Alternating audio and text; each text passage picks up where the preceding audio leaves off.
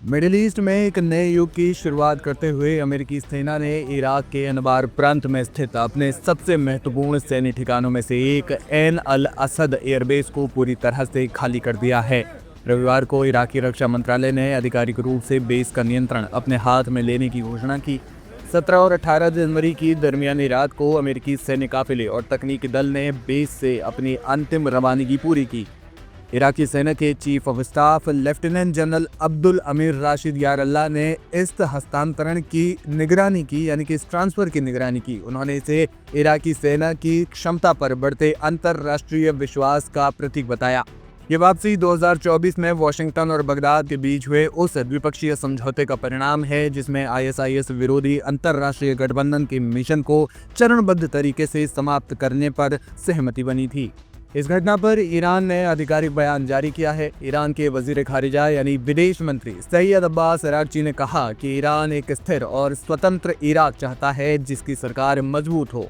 उन्होंने कहा कि देश के पास इसे हासिल करने और क्षेत्र में शांति और स्थिरता बनाए रखने में मदद करने के लिए सभी जरूरी क्षमताएं हैं। अब्बास अरागची ने कहा, हमारा मानना है कि इराक की सुरक्षा क्षेत्रीय सुरक्षा का हिस्सा है, जिसका मतलब ये है कि ईरान की सुरक्षा भी क्षेत्रीय सुरक्षा का हिस्सा है। इसलिए हम ईरानी लोगों की सुरक्षा के साथ साथ पूरे क्षेत्र की सुरक्षा की भी परवाह करते हैं। हमने खास तौर पर इराक और ईरान के बीच डिप्लोमेटिक और पॉलिटिकल प्रस्तावों पर चर्चा की, जिन्हें इस इलाके में स्थिरता और शांति लाने के लिए आगे बढ़ाया जा सकता है।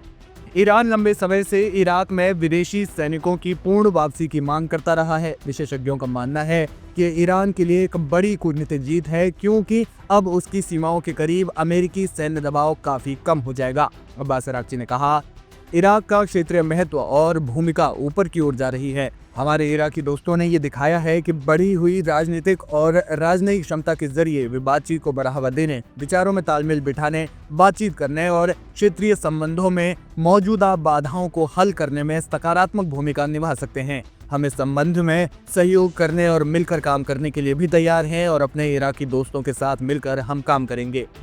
एन अल असद बेस दशकों से चर्चा का केंद्र रहा है। ये इराक के पश्चिम में सीरियाई सीमा के स्थित करीब है, जो ईरान से सीरिया और लेबनान तक जाने वाली जमीनी रास्तों की निगरानी के लिए अहम है। 2020 में जनरल कासिम सुलेमानी की हत्या के जवाब में ईरान ने इसी बेस पर दर्जनों बैलिस्टिक मिसाइलें दागी थी। यहाँ अमेरिका के सबसे उन्नत ड्रोन, लड़ाकू विमान और मिसाइल डिफेंस सिस्टम तैनात थे। अमेरिकी सेना की इस पूर्ण वापसी ने सुरक्षा विशेषज्ञों के बीच नई बहस छेड़ दी है। सवाल उठ रहे हैं कि क्या इराकी सेना अकेले ISIS के स्लीपर सेल से निपटने में सक्षम होगी।